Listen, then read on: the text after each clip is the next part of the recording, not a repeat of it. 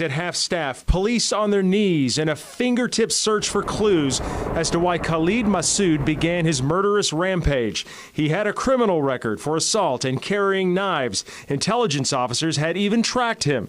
He was once investigated by MI5 in relation to concerns about violent extremism. He was a peripheral figure. Police searched his home today. ISA propagandists are calling Masood their fighter, but they are offering no evidence. 8 people have been arrested in other raids, most suspected of preparing terrorist acts. This was Masood at the wheel of an SUV, speeding on the sidewalk, hitting pedestrians, one woman falling into the River Thames and was seriously injured. American Kurt Cochran of Utah was one of 4 killed that day. He and his wife Melissa were on their last day of a European tour, posting photographs to celebrate 25 years of marriage. She's injured in the hospital.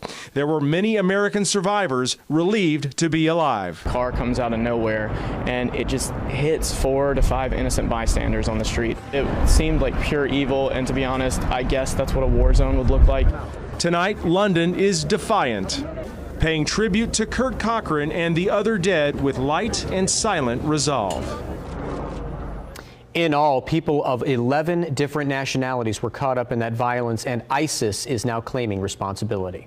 Tonight, a woman who was stranded in the Arizona desert wilderness for 5 days is talking about that ordeal. 24-year-old Amber Van Hecky of Texas was driving through the Grand Canyon area when she ran out of gas. She didn't have a cell phone signal, so she walked to an area to call 911, but the call failed before they could pinpoint her location. Air rescue officials flew over the area. They spotted her vehicle and a handwritten note saying that she was walking east. They found her soon after that. Van Hecky is relieved to be home. I wasn't too worried at first because I was like, yeah, I'm next to the road. There's a man-made structure next to me. Someone's bound to drive by in a few hours. I'll be fine.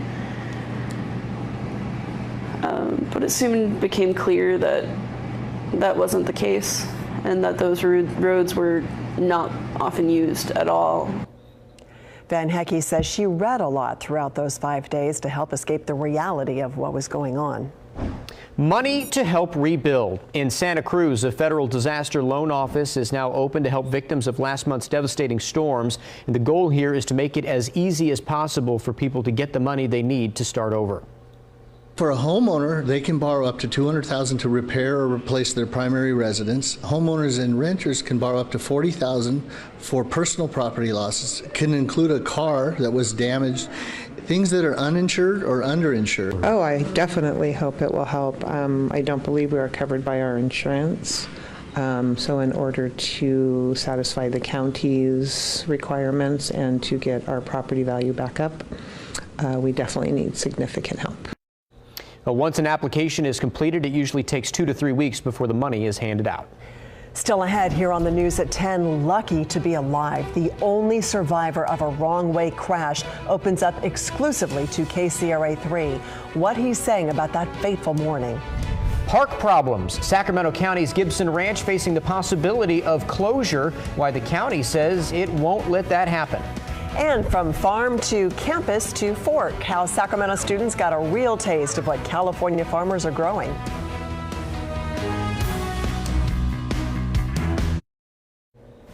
A Sacramento road is still closed tonight after a water main break this afternoon.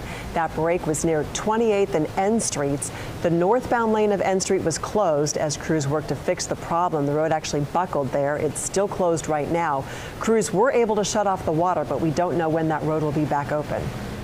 New tonight, the future of a popular Sacramento County park is up in the air. Gibson Ranch is in danger of losing its current manager, and the question now is who will run the ranch starting in May.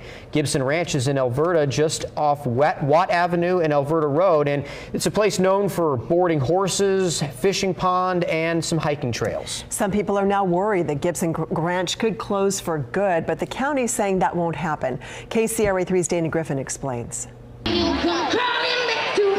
Gibson Ranch has been home to some of the biggest outdoor concerts and events in Sacramento County, plus home to dozens of privately owned horses. But over the years, manager and former U.S. Congressman Doug Ose says this ranch has been a financial burden, costing him $220,000. I mean, we've tried every trick we can for the last 5 years. We're still losing money. So we've asked the county to revisit the terms and conditions. During Tuesday's meeting, the Sacramento County Board of Supervisors directed the Parks Department to work with OC on a solution. Let's just be clear. Park's not going to close. Under the current contract, the county has no financial obligations. If the ranch is profitable, OC and the county split the profit. But at the rate things are going here, OC wants to hand it back over to the county. I mean, it's not personal. It's just, how do we make this as self-sustaining as possible? One of the park's major moneymakers, the Aftershock Festival, moved to a new location after the October 2015 event caused traffic gridlock for hours. 100,000 people visited the park last year. OC says it's still popular, but they need to figure out how to make it a financial success. On a spring afternoon, Gibson Ranch is not as packed, but families still come to enjoy a stroll through the park, feeding the geese or fishing with the grandchild. Just a worm. Ed Nuzman's been visiting 30-plus years, and he's willing to pay more if it means keeping it open. If it's a money thing, just charge more to get in. Mara Crawford is also willing to lend a helping hand. I'll work for free. I would. I'd come in and take care of the animals and do what I could do. In Alberta, Dana Griffin, KCRA 3 News. Well, both OC and the county are committed to keeping the park open. If they don't reach a solution, the county may have to find new management, or it could be responsible for the maintenance costs after April 30th. Snacking almonds could be at risk this year, and farmers say that's because of the bad weather. They say the recent heavy rain has been knocking flowers off the trees during the early bloom, and that's now preventing the bees from pollinating one of Northern California's top crops. Timing is everything. We need a dry, nice weather during bloom. Not too cold, but it's nice to chill down at night because it prolongs the bloom and the bees have more time to do their job. That's almond grower Frank Bavaro. He anticipates losing about 20% of this year's crop because of the wet winter, but he tells us he's hopeful that the late blooming almond varieties will make up the difference. This is new tonight. More than 100 Sacramento County elementary school students got a real taste of what California farmers have to offer. It was California Thursday at Robla Elementary School. This health fair gave students a chance to sink their teeth into locally grown fruits and vegetables. Fiery Ginger Farms helped organize this event. It's part of the United Way's after-school healthy meals program. Kids learned about the benefits of healthy eating, and they each took home a bag of their favorites. The farms here in California really benefit, and the kids learn about new and different types of foods that are healthy and nutritious.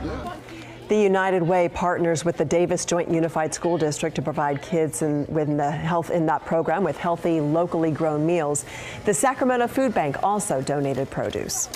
On this National Puppy Day, we have some compelling pictures of firefighters in Santa Monica going the extra mile to save a dog's life. They spent 20 minutes performing mouth-to-snout resuscitation on a pup that was rescued from a burning apartment. Look at these photos. Firefighters brought the dog back to life just as her owner stood by in tears. And here you see the happy ending after spending the next 24 hours in an oxygen chamber. That puppy, Nelu, is going to be okay. Wow. You know, we just had a case in this area of the dogs falling through ice in South Lake Tahoe, and the fire department there saying they train for any kind of emergency, whether it's people or their pets. So, really spectacular stuff. Yeah, great work. Let's check in now with Eileen, and you've been talking about big changes in our weather. Yeah, and let's say you got to walk the dog tomorrow morning time or evening. You might be walking in some rain. Yeah, that's the kind of day we're in for. The morning commute, the evening commute will be impacted by some rain. The good news is, as we look at the satellite radar image, there is a back edge to this system. That looks like it's going to come through tomorrow night. So that means for the start of our weekend, looks like it's going to be dry. So let's give you the details of what we expect for tomorrow. Probably somewhere around a ½ inch to an inch of rain will fall in the valley. Good enough. We're going to have some standing water, some puddles around. We're not expecting thunderstorms. This is the kind of day where the rain is just coming in periods of rain with occasional. It turns a little heavier and then it turns a little lighter. The foothills probably going to see an inch or two of rain out of this system. And overall, the gusts of wind expected to top out around 35 miles per hour. That's not a real damaging wind, but certainly noticeable. And certainly some branches and twigs and such are going to fall out of the trees. So it's it's going to be a little bit messy on the roads, especially with the water coming down. Now for the snow, it's going to be there already by daybreak, down to about 5,000 feet. Might even find a few flakes a little lower than that first thing tomorrow. But then the snow level during the midday and afternoon should climb a little, back up to maybe about 6,500 feet, and then lower a bit more towards the evening. But basically from morning through tomorrow night, if you have any plans to travel to the Sierra, it could be quite messy and quite slow, and you need to carry chains if you have any plans to head to the mountains tomorrow. Somewhere around a half foot to a foot of snow will fall around 6,000 feet, and then once you go up towards 7,000 feet, it's more like a foot, foot and a half. So this is some really good snow coming our way during the day tomorrow. So let's break down the day tomorrow. 7 a.m. we have rain in the Bay Area, probably some in the Delta and a little bit in the Valley, especially Sacramento North, but we already have that snow falling in the Sierra. Midday, notice the temperatures don't change much. It's just going to be a wet, soggy day. So midday, not too many kids going to be going out for recess. It's raining in Sacramento, Elk Grove, probably Stockton, all the way to the Bay Area, in through the foothills. Maybe just some light rain around Modesto and Sonora, but that snow continues in the Sierra. And here's 5 p.m. Temperatures, again, just staying in the 50s. It's still a little bit breezy at this time, and it's pretty soggy around Sacramento and the I-80 drive. But notice up towards Yuba City, Marysville, up towards, see the Redding area and out towards the coast, we start to see that clearing line. So that does mean during the evening time, probably around Sacramento, we'll start to see those rain showers begin to taper off. But if you've got to travel to the Sierra really any time tomorrow, plan on a lot of extra time. There's not really a good window to travel tomorrow, but things look a lot brighter going into Saturday. We'll show you when the best chance of rain for the weekend is coming up. So maybe that's the window. Yes. Just push the window back. Wait till Saturday morning. Thanks, Eileen. You're welcome. From super students to super athletes. Our sports anchor, Michelle Dapper, will introduce us to this week's superstars. She explains how these ladies are building a legacy on the court. And later, silly toy or adult novelty, why a girl was suspended from school and what her family is demanding tonight.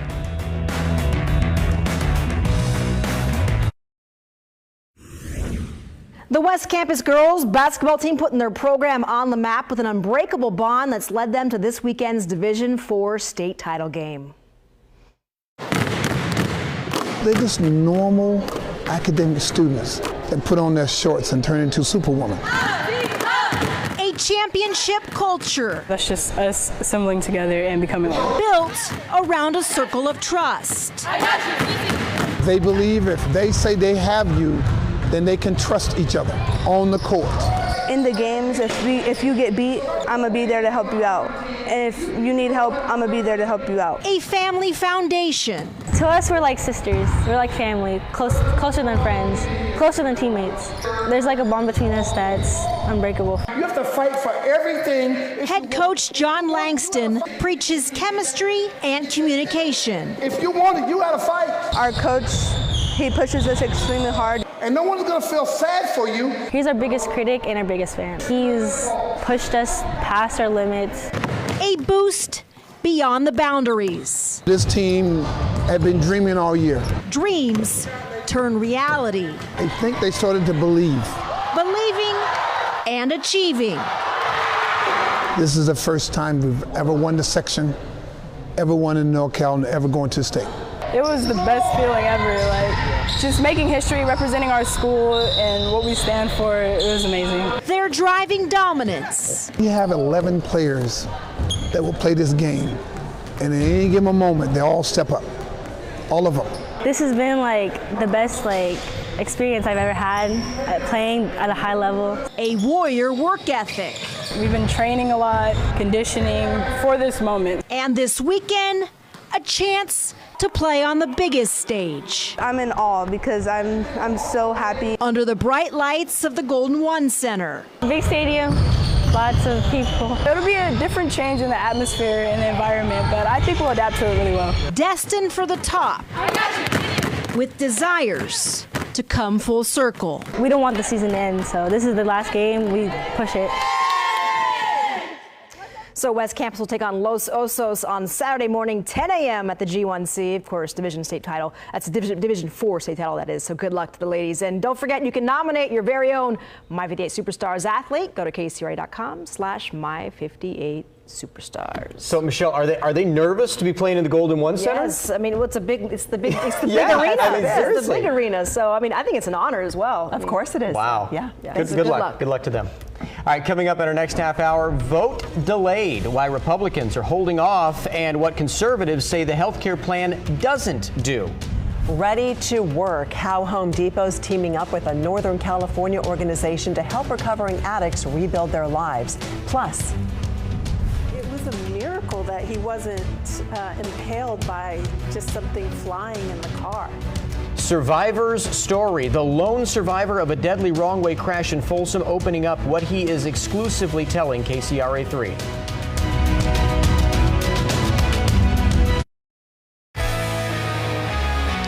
Lucky to be alive. We are hearing tonight from the lone survivor of a devastating crash earlier this week. 2 people were killed in this wrong-way wreck along White Rock Road in Folsom.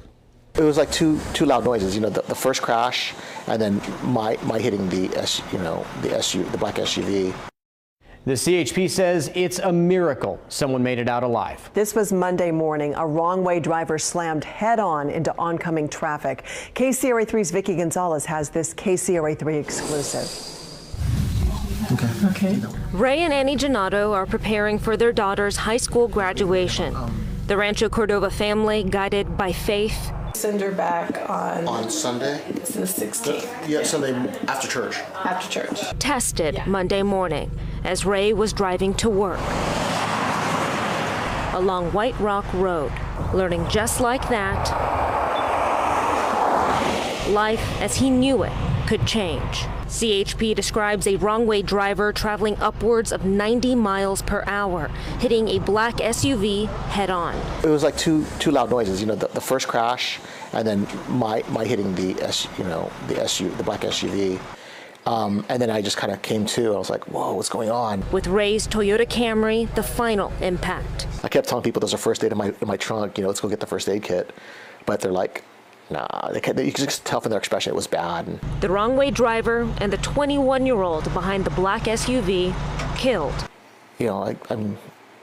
I'm sad about the other people, though. I don't like thinking about luck because, that means I could have gone too. Taking in the magnitude when returning to their crumpled car. It was a miracle that he wasn't impaled by just something flying in the car, because there was debris everywhere. Ray is the lone survivor. I keep thinking that if it were my time to go, that I wouldn't want to, be alone. I would want her with me. You gonna go get it? Go get it. Go get it. The couple now planning their 10th wedding anniversary. We have a role to play in life, and God just had a reason for me living, and maybe He called them home. I don't know, but yeah. Grateful for the future. Blessed to savor another day. Vicki Gonzalez, KCRA 3 News. That 21-year-old who was killed was Song Zhu from Elk Grove. The wrong-way driver, 41-year-old Christopher Haynes. And the CHP is still interviewing witnesses and waiting for the toxicology reports to figure out why he was speeding in the wrong direction. President Trump is known as a deal maker, and tonight he's issuing an ultimatum to the House on health care. Pass the replacement bill for the Affordable Care Act tomorrow, or the current law stands and his fight is over. Republicans did not vote on the American Health Care Act today, instead deciding they need more time to wrangle votes. Blaine Alexander has more tonight. In companies and tonight, the president says he's done negotiating. After failing to rally members of his own party around the health care bill, the president sent members of his inner circle to Capitol Hill. How do you feel? I feel great. With an ultimatum for GOP members: vote Friday or Obamacare stays. A promise repeated by Speaker Ryan, though he declined to say whether he had the votes to pass it. For 7.5 years, we have been promising the American people that we will repeal and replace this broken law because it's collapsing and it's failing families. And tomorrow we're proceeding. Supporters are baffled. But his plea is to our party, our party, to come together as a team and pass it. I'm going to vote for the repeal and replace. twice. I campaigned on it. The Trump administration's tough language not enough to convince some Republicans. And I have to keep in mind what's best for the people that I represent. Are you still a no, Mr. Donovan? Thank you. Thursday's delay, a symbolic loss for Republicans who hoped to repeal Obamacare 7 years to the day after it became law. Now the reform survived its anniversary to the delight of Democrats. Rookie's error, Donald Trump. You may be a great negotiator. Rookie's error for bringing this up on a day when clearly you're not ready. Making another Twitter push Thursday night, the president, who prides himself on making deals, now ready to walk away from the table. And all along, the president and the White House have been putting forth an optimistic front about this bill, even as late as Thursday afternoon, saying there is no plan B. This is the plan. Tonight, a senior administration official tells NBC News the president is determined to get this through. Blaine Alexander, NBC News, Washington. Republicans came out of their meeting tonight and said they will vote tomorrow afternoon. Speaker Paul Ryan was asked by a reporter if he has the votes. He did not respond. It'll be an interesting vote, that is for sure. Well, here in California, many people are worried about what's going to happen if that bill passes. Today, consumer advocates and health care providers warned about the impacts of potential Medi-Cal cuts. Save our safety net! Save our safety net!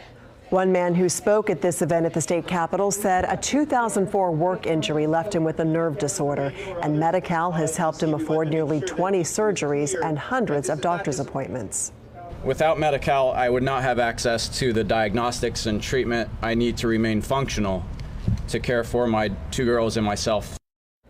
The state released an analysis yesterday saying the new health care bill would cost California $19 billion over the next 10 years unless the state cuts back on health care benefits for the poor.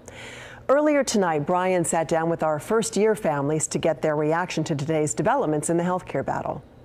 Well, Edie, that health care bill you just heard about, that's just one of the many things our first-year families are focusing in on this year. And First-Year Families is one of the year-long projects that we're working on to look at how 3 different families with 3 different political backgrounds are handling the first year of the Donald Trump administration. And joining me tonight, we want to introduce you to our families. We have Nancy Daly here. She's from Elk Grove. Now, her family is very much supportive of the Affordable Care Act as it's currently written. We also have Sammy Siddiqui here. He is a first-generation American immigrant from Pakistan. He has an amazing family that we've gotten to know a little bit about. And then we also have Carla Verga here, who, by the way, you're an immigrant too from Canada, as you pointed out to me once before, and a big, strong supporter of Donald Trump. So first thing I want to ask all of you, one-word answers only, and then we'll go back and explain a little bit more. Tell me where you are on this new Republican health care bill.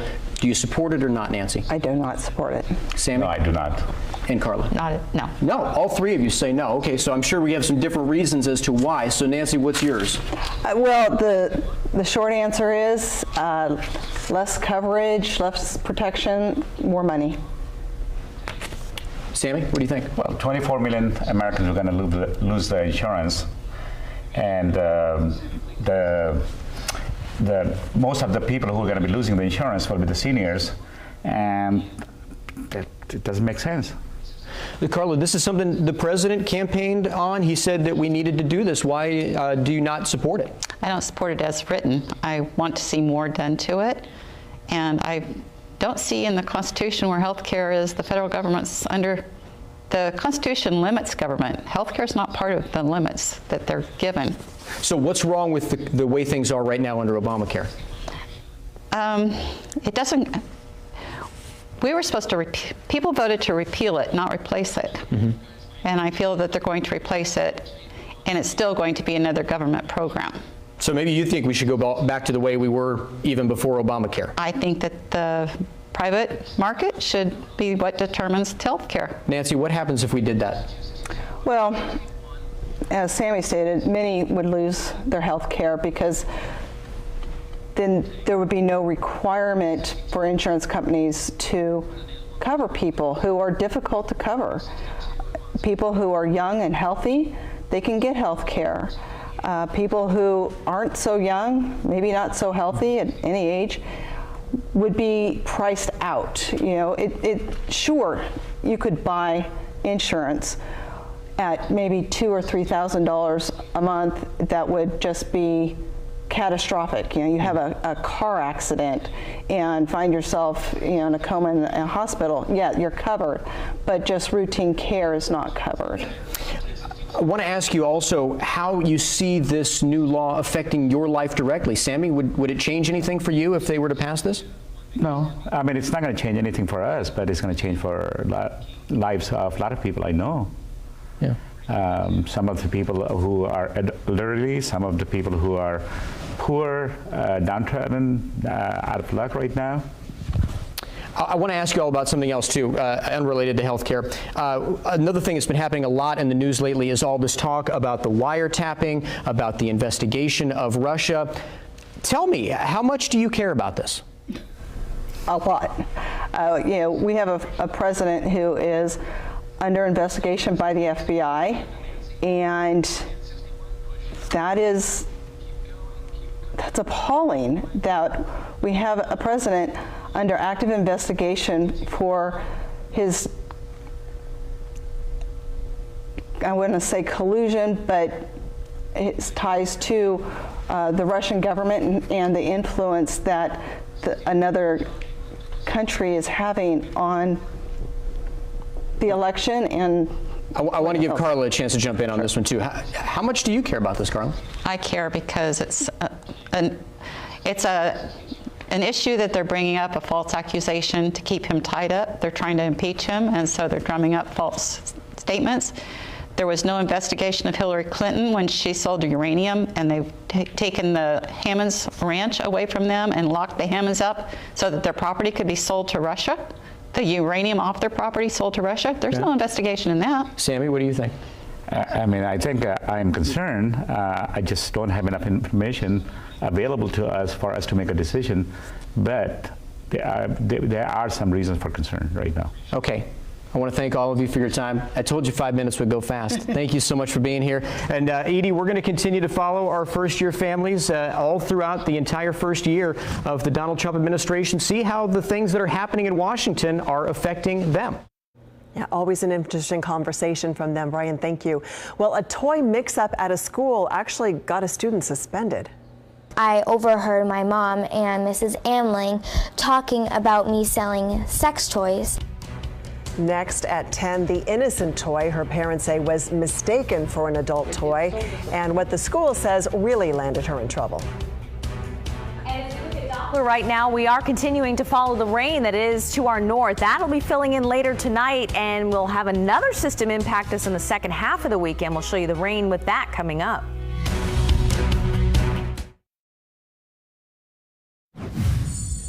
And want to repeat some breaking news out of Riverside County tonight. California Highway Patrol issuing an Amber Alert. They say a car thief took off in a white Honda Accord with 2 toddlers in the back seat. Here are the children's pictures. Jaden Cortez and Carlos Cortez, from Cathedral City were kidnapped. The driver seen driving a 2016 white Honda Accord with tinted windows, license plate 7TJR654. This happened around 6:45 this evening in Riverside County. One of the toddlers, described as a 1-year-old Hispanic boy with brown hair, brown eyes, about 30 pounds, last seen wearing a white shirt and blue